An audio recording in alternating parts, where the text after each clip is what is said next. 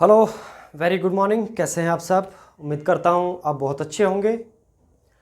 और ये भी आपको पता चल गया होगा कि मध्य प्रदेश पुलिस विभाग में कुछ वैकेंसीज़ निकली हैं। नोटिफिकेशन आए हुए भी 3-4 दिन बीत चुके हैं। मैंने नोटिफिकेशन की आपको वीडियो नहीं बनाई क्योंकि यूट्यूब पर बहुत ज़्यादा वो अवेलेबल है। काफ़ी चैनल काफ़ी क्या लगभग सभी चैनल ने ये आपको जानकारी दे दी होगी कि नोटिफिकेशन आ चुका है। लेकिन जो सबसे ख़ास जानकारी है मैं आज वो देने के लिए आया हूँ।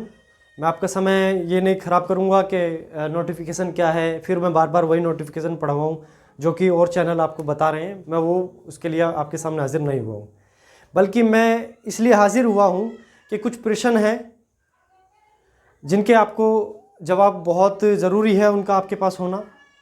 उन्हीं के संबंध में मैं आज आपसे बात करूँगा। लेकिन उससे पहले आपके चंद मिनट में आपके लूँगा कुछ थोड़ी सी डिटेल देने के लिए कि मध्य प्रदेश पुलिस कांस्टेबल की वैकेंसी निकली है तो कितनी वैकेंसी है, उसमें क्या क्या है, उसके संबंध में थोड़ी सी आप जानकारी पहले ले लें, क्योंकि जब आप फॉर्म भरने के लिए जाएंगे तो आपको मालूम होना चाहिए कि क्या है। ठीक है, तो आप जैसे बोर्ड पे देख पा रहे होंगे, आज हमारा ये जो वीडियो रहेगी मध्य प्रदेश पुलिस सिपाही भर्ती 2023 के बारे में रहेगी कि मध्य प्रदेश पुलिस में वैकेंसीज आई हैं कांस्टेबल की, सिपाही की। ठीक है, तो उसके संबंध में ये वीडियो है। तो हमारे कुल पद महिला और पुरुष दोनों को मिला के 7090 इसमें पद हैं। कितने? 7090 अच्छे पद दिए हैं लेकिन काफ़ी लंबे समय के इंतज़ार के बाद। ठीक, form apply start and last date की अगर मैं बात करता हूँ तो 26/6/2023। कब से? 26/6/2023 ऑनलाइन हो चुके हैं और 10/7/2023 तक इसका ऑनलाइन चलेगा, यानी कि लास्ट डेट 10/7/2023 रहेगी। ठीक है, सिलेबस की मैं बात कर लेता हूँ तो 100 प्रश्न आएंगे, 100 ही नंबर के होंगे, समय 2 घंटे का होगा, नेगेटिव मार्किंग इसमें नहीं होगी। ठीक है, तो इसमें जो सब्जेक्ट होंगे हमारे 3 पार्टों में बांटा गया है इसका सिलेबस को। वो रहेगा math plus science. Math plus science 30 प्रश्न आएंगे मैथ प्लस साइंस के। रीजनिंग के 30 प्रश्न आएंगे। GK GS plus current and MP की जीएस और जीके 40 क्वेश्चन आएंगे इसमें। ठीक है, टोटल हमारे 100 क्वेश्चन हो गए, 100 मार्क्स के हो गए। ठीक, चलिए दूसरा नेगेटिव मार्किंग इसमें नहीं है। एग्जाम डेट 12/8/2023 से स्टार्टिंग है। प्रारंभ कब से है? 12 तारीख 8वां महीना 2023 से प्रारंभ है। लेकिन अब मेन मुद्दा हमारा क्या है, सबसे पहले मैं अब उसकी बात कर लेता हूं जिसके लिए मैंने वीडियो बनाई है आपके लिए। आपकी कुछ क्वेरी है, जैसे कि अब एग्जाम में काफ़ी लंबा समय नहीं बचा है। मध्य प्रदेश सरकार ने एक कह सकता हूँ कि मध्य प्रदेश पुलिस का जो भर्ती बोर्ड है उसने आपके साथ मजाक कर दिया। मजाक नहीं कर दिया, वो भी अपनी जगह ठीक है। काफ़ी लंबे समय से वैकेंसीज नहीं आई हैं। बच्चे 2 तरह के होते हैं। एक वो होते हैं जो बहुत सिंसियर हैं, जिन्हें अपना फ्यूचर दिखाई देता है, जिन्हें अपने माता पिता भाई बहन के सपने नज़र आते हैं, वो कंटिन्यू अपनी पढ़ाई करते रहते हैं। उन्हें इससे मतलब नहीं होता कि नोटिफिकेशन कब आएगा, एग्ज़ाम कब होगा, उनसे कोई मतलब नहीं है। वो कंटिन्यू अपनी तैयारी रखते हैं। और दूसरा जो टाइप होती है हमारी, वो बच्चों की वो टाइप होती है जो सिर्फ और सिर्फ इस वे में बैठे रहते हैं, इस इंतज़ार में बैठे रहते हैं कि कब नोटिफिकेशन आएगा, उसके बाद हम पढ़ेंगे। तो नोटिफिकेशन आ गया और नोटिफिकेशन में मध्य प्रदेश पुलिस भर्ती बोर्ड ने आपके साथ मजाक कर दिया। वो क्या मजाक कर दिया कि इन्होंने टाइम 1.5 महीने का केवल आपको दिया है। कितने महीने का? 1.5 महीने का, क्योंकि इलेक्शन है, नेक्स्ट ईयर 2024 में इलेक्शन है। उससे पहले मध्य प्रदेश सरकार को वैकेंसी को क्लियर करना है, इसलिए उन्होंने बहुत कम समय दिया है और उस कम समय में उनको करना है। ठीक है, तो हमारा जो आज की वीडियो है वो है कि 45 दिन का हमारे पास समय है और उन 45 दिनों में वो बच्चे जो आज तक जो बस सिर्फ इंतज़ार में रहे थे कि हाँ हमारी वैकेंसी आई है हम तब पढ़ेंगे, तो वो बच्चे 45 दिन में कैसे अपना सिलेक्शन ले सकते हैं, किस तरह से उनको पढ़ना है। और वो बच्चे जो कंटिन्यू चले आ रहे हैं, अभी तक उन्होंने कभी एक दिन के लिए भी गैप नहीं करा, कभी ये नहीं सोचा कि नोटिफिकेशन कब आएगा हम तब पढ़ेंगे, उनके लिए भी ये वीडियो है। उसमें मैं बताऊंगा अब आगे उन्हें 45 दिन में क्या करना चाहिए, कैसे जो ये मैंने वर्दी पहनी हुई है इस वर्दी को कैसे वो ले सकते हैं, वो अपना और अपने माता पिता का, अपने भाई बहन का, रिश्तेदार का, गर्लफ्रेंड का, बॉयफ्रेंड का, वो किस तरह से उनका सपना पूरा कर सकते हैं। ठीक है, चलिए हमारे कुछ प्रश्न हैं। मैंने आपको एक नॉर्मल सी आपको जानकारी दे दी है कि जो मध्य प्रदेश पुलिस की सिपाही की भर्ती आई है उस संबंध में थोड़ी सी मैंने जानकारी आपको दे दी है, जिसके बारे में आपको जानकारी बहुत ज़्यादा ज़रूरी है, होना भी चाहिए। ठीक है, तो हमारे ये 5 प्रश्न मैंने बोर्ड पे लिखे हुए हैं। इन 5 प्रश्नों के केवल आपको मैं जवाब देने के लिए आया हूँ मैं आपके पास। तो 5 प्रश्न हमारे कुछ इस तरह से हैं कि 45 दिन में कैसे तैयारी करें। 45 दिन का हमारे पास समय है। अब कितने दिन का? 45 डेज का हमारे पास समय है। इसमें तैयारी कैसे करें कि सिलेक्शन हो जाए। क्या हो जाए, सिलेक्शन हो जाए। 45 दिन में वो बच्चे जो आज तक नहीं पढ़े, जो केवल नोटिफिकेशन का इंतजार कर रहे थे, ये खास तौर से उनके लिए है प्रश्न नंबर 1 कि 45 दिन में आप क्या पढ़ें, कैसे तैयारी करें कि सिलेक्शन हो जाए। ठीक है। प्रश्न नंबर 2, कौन सी बुक्स पढ़ें, कौन सी बुक्स का प्रयोग करें कि चयन हो जाए। अब 45 दिन का समय रह गया है और आपको ये 45 दिन हर दिन एक दिन कम हो रहा है। अब आप ये सोच रहे होगे कि समय इतना कम है, क्या पढ़ें, कौन सी बुक का हम यूज़ करें कि उसी पढ़ कर हम सिलेक्शन हो जाए हमारा। ठीक है। तो मैं इस वीडियो में अभी आपको ये बताऊंगा किस बुक का आप यूज़ करोगे जो आपके लिए बहुत ज़्यादा लाभदायक हो सकती है, मेरा अपना मानना है। ठीक है। कुछ तजुर्बा, कुछ एक्सपीरियंस के बेस पे मैं आपको बता रहा हूँ कि ये बताऊंगा कि किस बुक का आप प्रयोग करोगे, उनसे आपका सिलेक्शन बहुत इजी हो जाएगा होना। ठीक है। चलिए, प्रश्न नंबर 3, प्रतिदिन अब कितने घंटे, प्रतिदिन अब कितने घंटे की पढ़ाई करनी होगी या करनी चाहिए, कि जो हमारा कम समय बचा है इसमें हम कितने प्रतिदिन कितने घंटे की हम पढ़ाई कर सकते हैं अब कि, और कितनी करनी चाहिए और करनी ही होगी क्योंकि 45 दिन आपके बाकी रह गए। ठीक है। प्रश्न नंबर 3, ये प्रश्न नंबर हमारा 4 है। ठीक है। क्वेश्चन नंबर हमारा 4, ये 5 एंड ये 6, क्वेश्चन नंबर 6। ठीक है। चलिए, क्वेश्चन नंबर 4 क्या है, कोचिंग ऑनलाइन ऑफलाइन ज्वाइन करें या नहीं। कम समय है, अब बच्चे भागेंगे कोचिंगों में और कोचिंग वाले आपको ऑफर भी देंगे। ठीक है, कि इस बैच पे इतने % की छूट है, इस पे इतने % की छूट है, आ जाइए हम करा देंगे, ये करा देंगे। तो उसके संबंध में बात करूंगा क्या, कि कोचिंग ऑनलाइन या ऑफलाइन ज्वाइन करें या ना करें। ठीक है। चलिए, क्वेश्चन नंबर 5, टेस्ट सीरीज या टेस्ट पेपर ज्वाइन करें या ना करें, इसके संबंध में बात करूंगा। ठीक है। चलिए, प्रश्न नंबर 6, वह जो एग्जाम के लिए बिल्कुल नहीं करना है, मतलब एग्जाम तक बिल्कुल नहीं करना है, तो मैं कह सकता हूं इस पे तो आप स्टार लगा ले जैसे भी। ठीक है, स्टार आप लगा ले इस पे, ये तो बिल्कुल सबसे ज़्यादा इंपॉर्टेंट है अब इसके अभी तक के लिए आपके लिए। ठीक है, कि वह जो एग्जाम तक बिल्कुल नहीं करना है आपको। ठीक है, तो क्या नहीं करना है, और इन 6 प्रश्नों के आपको मैं जवाब दूंगा इसी वीडियो में। यानी कि अब हम शुरू करते हैं, लेकिन उससे पहले एक छोटी सी आपसे रिक्वेस्ट है कि अगर आप हमारे चैनल पर नए हैं तो चैनल का नाम है नौकरी 24, सब्सक्राइब ज़रूर करें, अभी करें।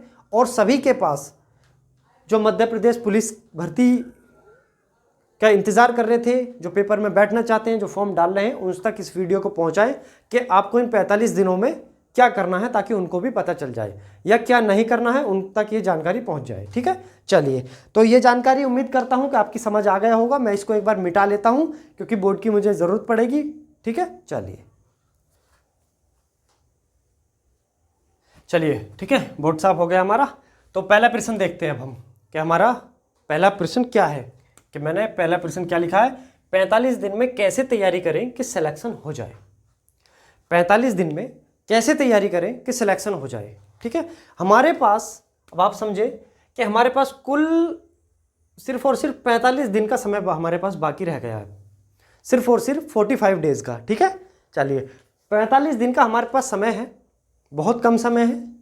ठीक है। तो अब इसमें हम कैसे तैयारी करें कि सिलेक्शन हो जाए।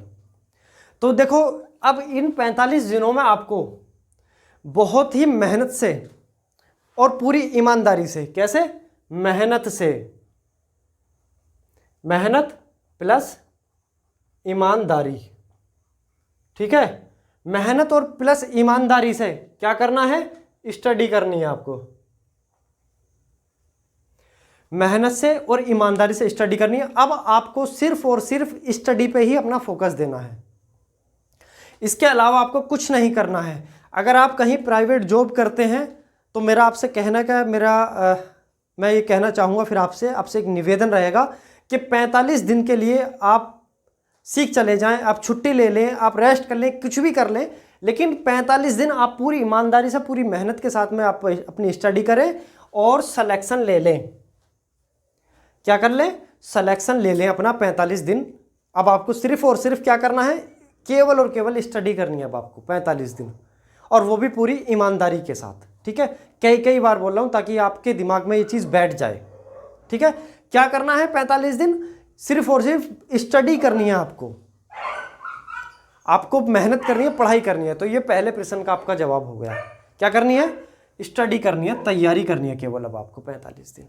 दूसरा सवाल, कौन सी बुक्स का प्रयोग करें कि चयन हो जाए। अब 45 दिन का हमारे पास समय रह गया। अब बच्चे इधर उसे उधर भगे डोले, लड़के हो या लड़कियां हो, कुछ भी हो, ठीक है। अब ये सोच रहे हैं कि हमें क्या ऐसा मिल जाए, कि क्या हम ऐसा गुरु मंत्र ले लें, कि या ऐसा हम पढ़ लें कि वही पढ़ें और वही पेपर में आ जाए और हमारा सिलेक्शन हो जाए। वैसे कहते हैं कि जब जागो तभी सवेरा, लेकिन ऐसे इसका भी कोई फ़ायदा नहीं है कि बिल्कुल टाइम पर जागो, ठीक है। थोड़ा पहले जागना चाहिए था, लेकिन कोई दिक्कत नहीं है। 45 दिन का समय है, अगर 45 दिन आप तैयारी कर लेते हैं अच्छी, तो आप सिलेक्शन ले सकते हो। कोई मुश्किल नहीं है, नामुमकिन का तो कोई वर्ड ही नहीं हो, ठीक है। अगर आप मेहनत करते हो, और मेहनत से कभी कोई मरता नहीं है।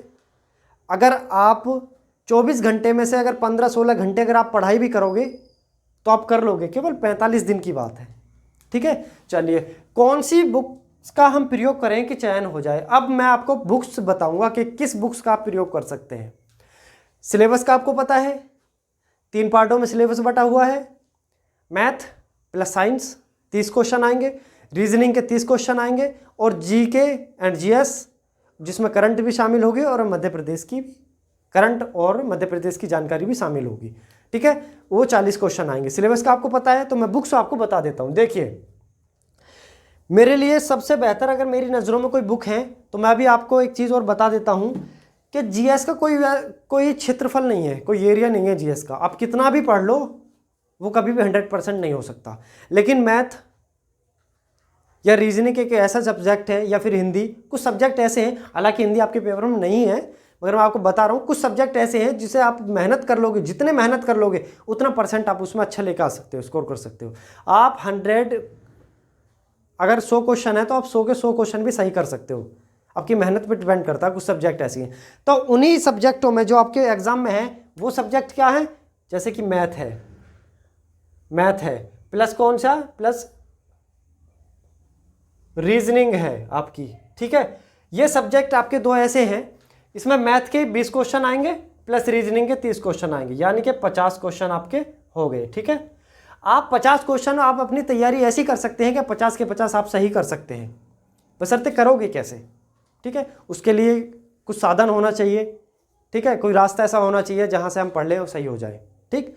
चलिए, तो मैं देखो आपसे मैं ये कहूँगा कि जो मैथ के लिए आप करोगे, मेरा अपना मैं आपको सोल्यूशन दे रहा हूँ, मैं अपना आइडिया दे रहा हूँ मैं अपनों, कि मैथ की अब आप कोई भी बुक उठा लीजिए। आपके पास इतना टाइम नहीं है कि आप पूरा कंप्लीटली चैप्टर को सॉल्व करें, नहीं। आप कोई भी बुक उठाएं, अब कोई भी बुक ले लें, उस बुक के केवल और केवल एग्जाम्पल, क्या चीज़, एग्जाम्पल, सिर्फ और सिर्फ आपको एग्जाम्पल करने हैं। अब जो चैप्टर है, जैसे कि प्रॉफिट एंड लॉस है, कौन सा, प्रॉफिट एंड लॉस का आपका चैप्टर है, उस चैप्टर के जितने भी उसमें एग्जाम्पल हैं, उदाहरण हैं, क्या उदाहरण, ठीक है। आप उन उदाहरणों को ही आपको करना है 4 से 5 बार, एक बार नहीं, उस चैप्टर के 4 से 5 बार आपको उदाहरण को सॉल्व करना है,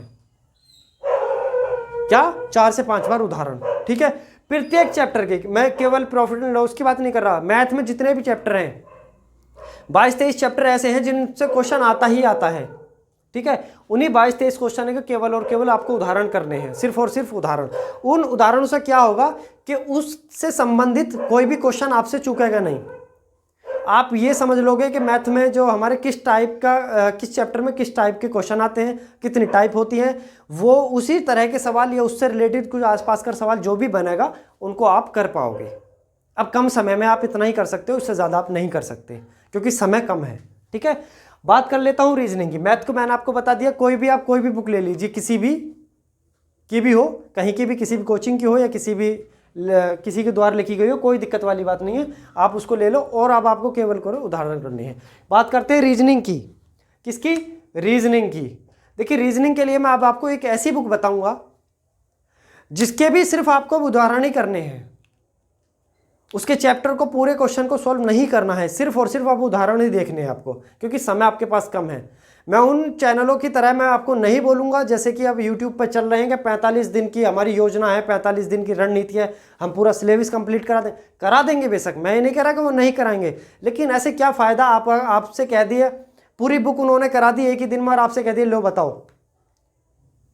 ये बिल्कुल पॉसिबल नहीं है कि वो पूरे दिन में, एक दिन में बुक करा दें और उस बुक को आप कर लोगे एक दिन में, नहीं कर पाओगे, ठीक है। कोचिंग वाले करा सकते हैं, अपना कहा पूरा करने के लिए कोचिंग वाले करा सकते हैं, लेकिन आप नहीं कर पाओगे उसे, ठीक है। तो अब आपको सिर्फ वही करना है जो आप कर सकते हो कम समय में और अच्छा स्कोर लाने के लिए। तो मैं आपको रीजनिंग की मैं एक बुक बता देता हूं कि ये पीयूष वार्ष्णेय सर की एक रीजनिंग है, रीजनिंग बुक है, वाइट कलर की बुक है, इस बुक को देख लीजिए, ठीक है। इस बुक में जो भी रीजनिंग आपके मध्य प्रदेश सिपाही में आ रही है, सिपाही की परीक्षा में, वो रीजनिंग आपकी इस बुक में मिलेगी, वही सभी चैप्टर। अब इन चैप्टर में भी आपको केवल और केवल क्या करना है, एग्जाम्पल करना है, एग्जाम्पल ही सॉल्व करने हैं अब आपको, वो भी 4 से 5 बार। कितनी बार? 4 से 5 बार, एक बार नहीं। हर उदाहरण को, हर एक एग्जाम्पल को आप 4 से 5 बार सोल्व करोगे कॉपी पर। किस पे?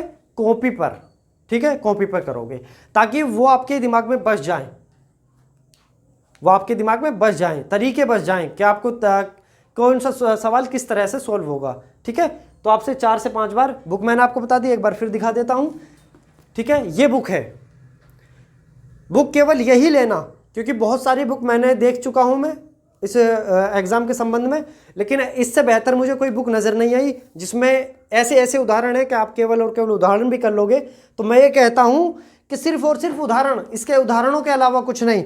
तो मैं ये कह सकता हूं कि 80 से 85%, 80 से 85% का आप स्कोर केवल और केवल उदाहरण की बेस पर कर आ जाओगे।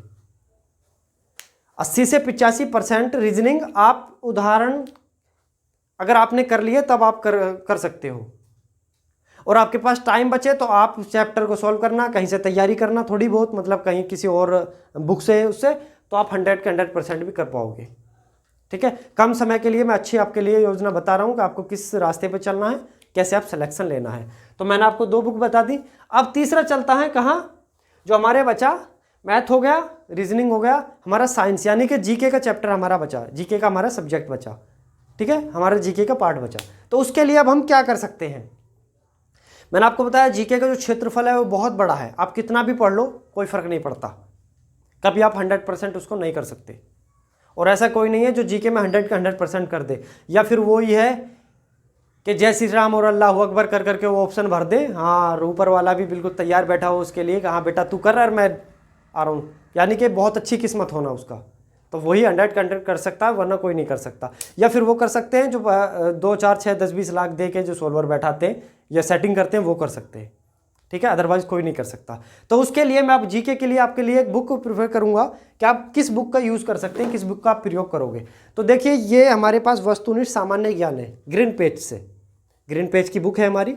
ये केवल के ऑब्जेक्टिव क्वेश्चन है इसमें, यानी कि वैकल्पिक प्रश्न लिखा हुआ है और उनके 4 विकल्प दिए गए हैं, उनमें एक सही है। इस बुक में लगभग 10 से 12 हज़ार क्वेश्चन हैं। कितने क्वेश्चन हैं? 10 से 12 हज़ार क्वेश्चन हैं, और हर एक सब्जेक्ट इसमें शामिल किया गया है विद साइंस के, ठीक है, साइंस भी इसमें शामिल की गई है। तो मैं आपको अब यही कहूँगा कि इससे 10 से 12 हज़ार इसमें क्वेश्चन हैं, और आप इस बुक को पढ़ें। अब आप इस बुक को पढ़ें, और वैकल्पिक क्वेश्चन है, सीधा सीधा पढ़ते जाएं और देखते चले जाएं कि इसका राइट आंसर क्या है। इसमें आपको प्रश्न दिया हुआ है और पीछे इसमें क्वेश्चन के आंसर भी दिए गए हैं, उनसे देख के कर ले। अब आपको करना किस तरह से है, सवाल ये नहीं है कि आपको इसको करना है, लेकिन सवाल सबसे बड़ा ये है कि करना किस तरह से है। ये तो आप कर लोगे, इतना तो समझ आपके अंदर भी है कि आपने सीधा सा कोई सवाल है जैसे कि ताजमहल कहाँ स्थित है, ऑप्शन दे दिया जाए आगरा, दिल्ली, लखनऊ या मध्य प्रदेश, ठीक है, तो इतना तो आप भी जवाब दे दोगे कि हाँ आगरे में स्थित है ताजमहल। लेकिन इससे रिलेटेड आप कितने क्वेश्चंस और बना सकते हो, सवाल हमारा ये है, और हमको यही करना है। जैसे मैं आपको बता देता हूं कि अब आपको करना क्या है, ठीक है। देखिए चलो मैं यही सवाल ले लेता हूं, क्वेश्चन मैं इसी को बना लेता हूं कि ताजमहल, ताजमहल कहाँ स्थित है, कहाँ स्थित है, ठीक है। ये सभी को मालूम है, पूरे वर्ल्ड को मालूम है कि ताजमहल कहाँ स्थित है, ठीक है। अगर वर्ल्ड से मैं इंडिया से बाहर की बात करता हूँ तो वो कहेंगे इंडिया में स्थित है, और इंडिया में भी बहुतों को जगह मालूम होगी कि आगरे में स्थित है। तो भारत के को तो सभी को मालूम है कि कहाँ है, उत्तर प्रदेश के अंदर आगरा जिला है, डिस्ट्रिक्ट है, उसमें ये ताजमहल स्थित है। लेकिन हमें अब आगरा हमारा उत्तर तो हो गया कि आगरा में स्थित है, अब हमारा क्या करना क्या है, हमें पढ़ना किस तरह से है मैं आपको ये बता रहा हूँ। केवल और केवल ये एक ही सवाल पे हमें इसका आंसर देके हमें आगे नहीं बढ़ना है। अब हमें देखना कि आगरा, तो हमारा जवाब आ गया कि आगरा आखिर है कहाँ, आगरा है कहाँ, तो आगरा कहाँ है, यूपी में है।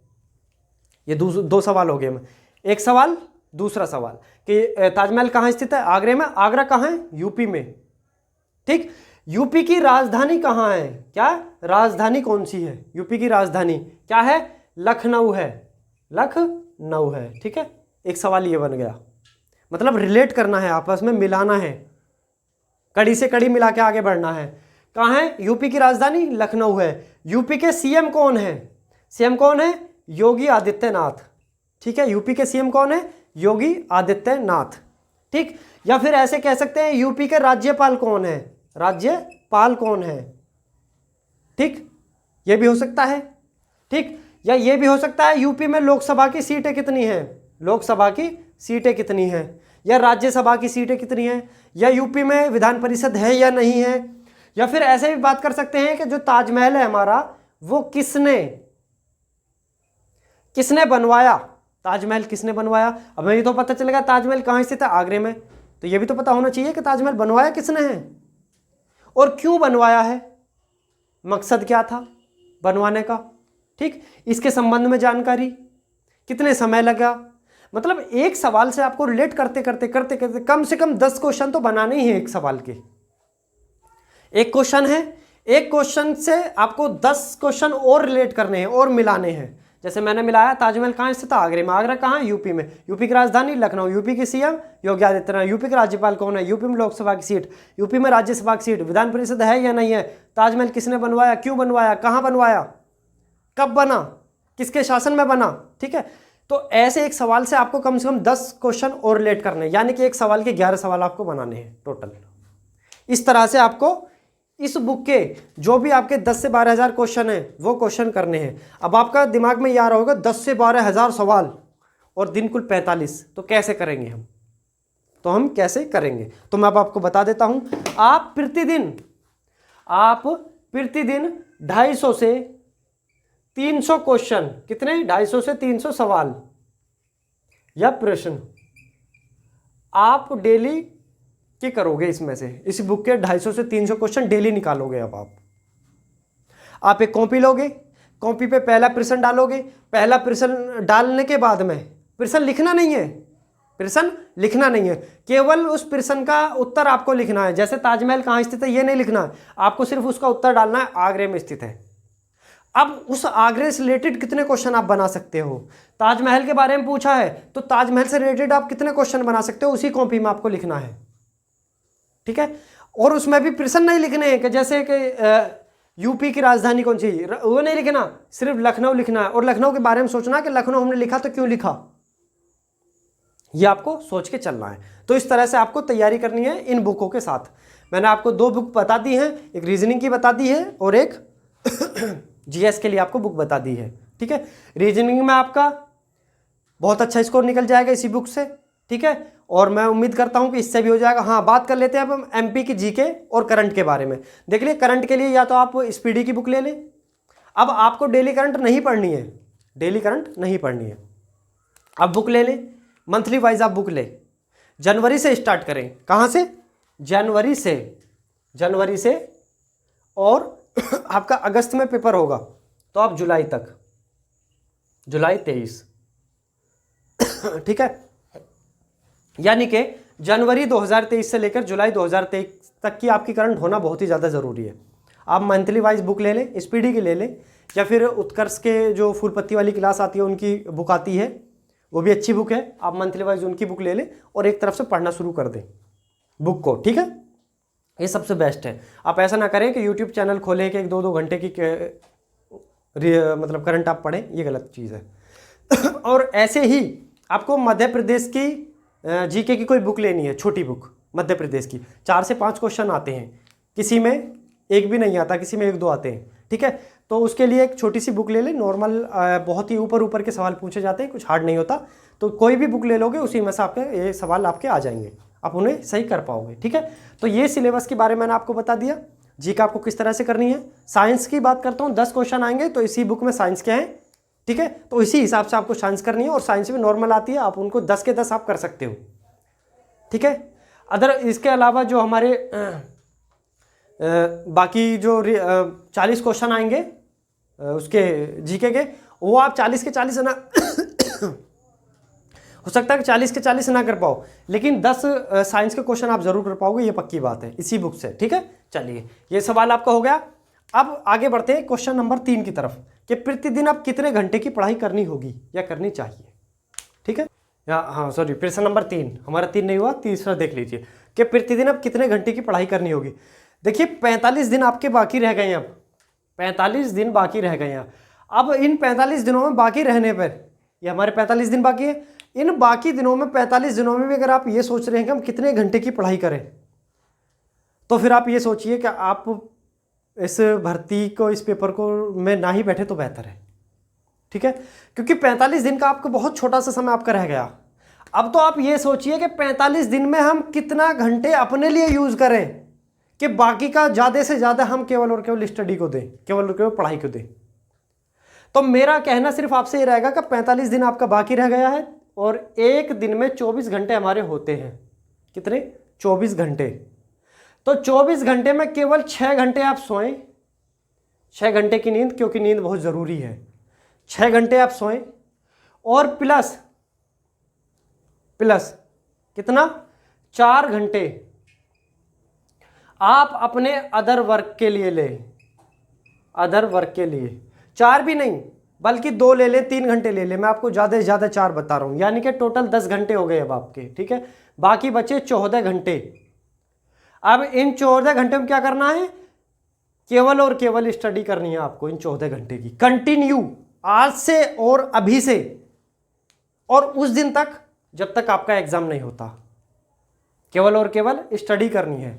तो आपको कितने घंटे करनी है, कम से कम 14, और ज़्यादा जितना भी हो सके उतना कर ले, लेकिन 14 घंटे से एक भी मिनट कम नहीं होना चाहिए, ठीक है। तो ये क्या था, प्रतिदिन अब कितने घंटे की पढ़ाई करनी होगी, कम से कम 14 घंटे की, ठीक है। सवाल नंबर 3 हो चुका। सवाल नंबर 4 देखिए, कोचिंग ऑनलाइन ऑफलाइन ज्वाइन करें या ना करें। ऑनलाइन ऑफलाइन कोचिंग ज्वाइन करें या ना करें। देखिए समय बहुत कम है अब आपके पास। अगर आप ऑफलाइन कोचिंग में जाते हैं तो टीचर अब अपने हिसाब से पढ़ाएगा, ना कि आपके हिसाब से। उसको चैप्टर को कंप्लीट करने में कम से कम 1 हफ्ता लगता है, एक चैप्टर को कंप्लीट करने में। कोई मैथ का अगर चैप्टर ले लेते हैं, सपोज करो परसेंटेज ले लिया, तो उसमें 1 हफ्ता निकाल देगा, और 1 हफ्ते में तो मैं कह रहा हूँ आप कम से कम 10-12 चैप्टर कंप्लीट कर लोगे, ठीक है। तो मेरा मशवरा सिर्फ इतना है कि अब आप ऑफलाइन कोचिंग तो बिल्कुल भी ज्वाइन ना करें। ऑफलाइन कोचिंग बिल्कुल भी ज्वाइन ना करें।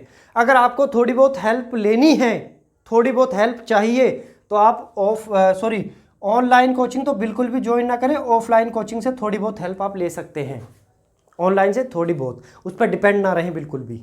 अब आपको केवल और केवल अपनी बुक से पढ़ना है, ना कि कोचिंग से पढ़ना है।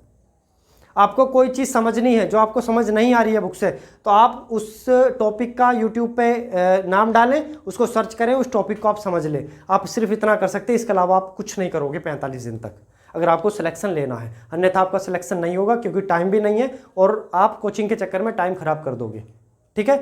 क्योंकि आना जाना, मिलना जुलना, 1 घंटे की कोचिंग में आप कम से कम 4 घंटे आप बिगाड़ोगे 1 घंटे की कोचिंग के लिए, जबकि उन्हीं 4 घंटे को पढ़ोगे तो आप बहुत सारा अपना सिलेबस कंप्लीट कर लोगे। तो यह था आपका चौथे सवाल का जवाब, कि आपको ऑफलाइन कोचिंग में तो बिल्कुल नहीं जाना है। ऑनलाइन भी वहाँ यूज़ करना है जहाँ आपको बहुत ज़्यादा ज़रूरत है, जहाँ लगे कि हाँ अब तो हमें करना ही है, अन्यथा ऑनलाइन भी ना लें, ठीक है। ये चौथा। 5वां क्वेश्चन हमारा, टेस्ट सीरीज या टेस्ट पेपर ज्वाइन करें या ना करें। देखिए 2 तरह के बच्चे होते हैं, एक वो जो 4-5 साल से कंटिन्यू तैयारी कर रहे हैं, एक वो जो आज से ही तैयारी करने को लगे हैं, या जब से नोटिफिकेशन जिस दिन आया उसी दिन से किताब उठाई है।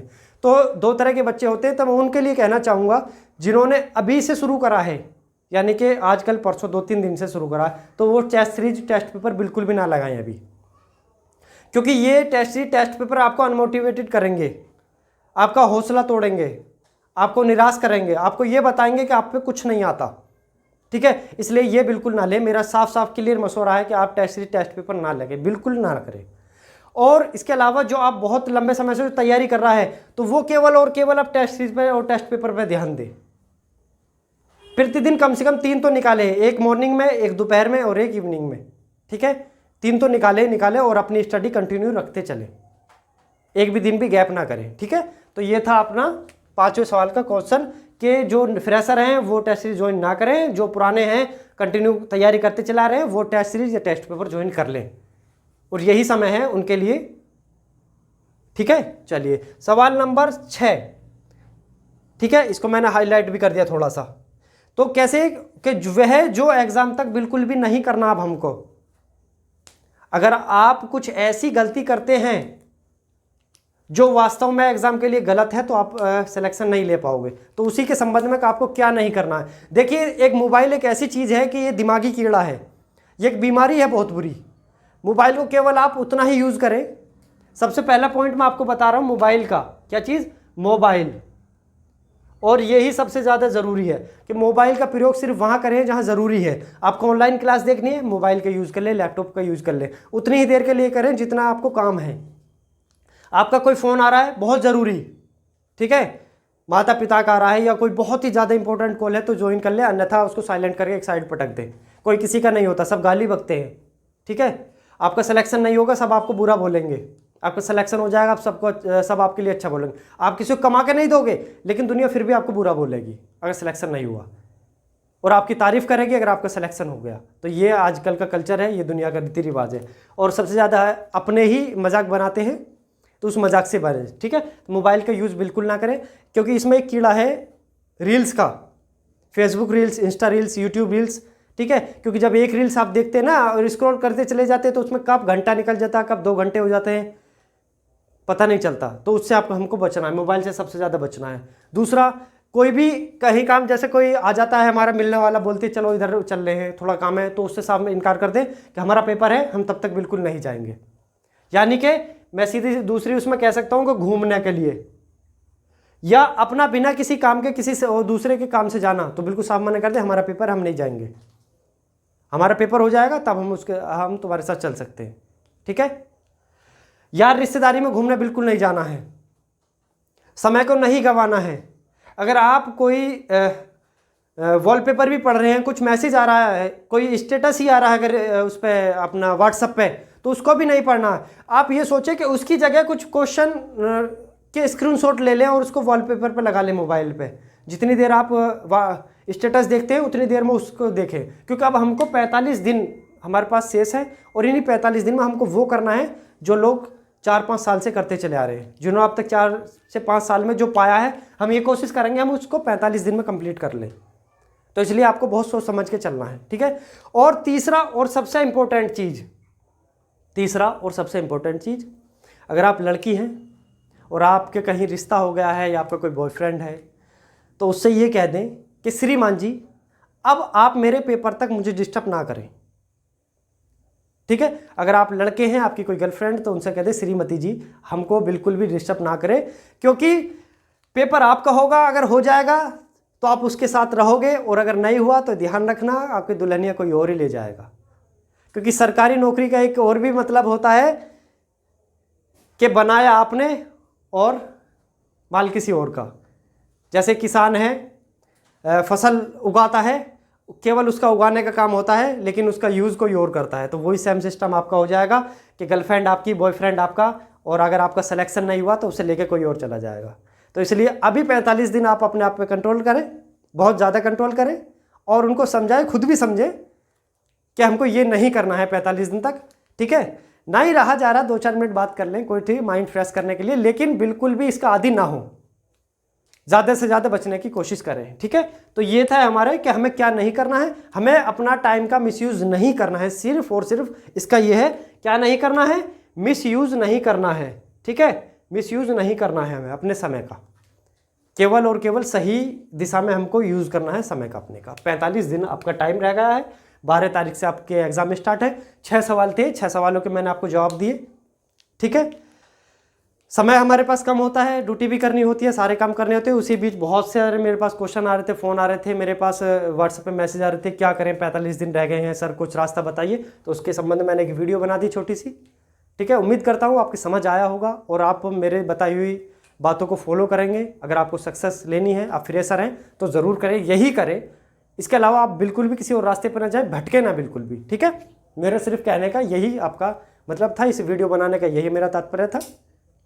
चलिए मिलते हैं किसी और कोई जानकारी के साथ। अभी तो भर्ती की स्टार्टिंग है, बहुत सारी जानकारी आपका आएंगी, सभी की जानकारी मैं आपको देता रहूँगा।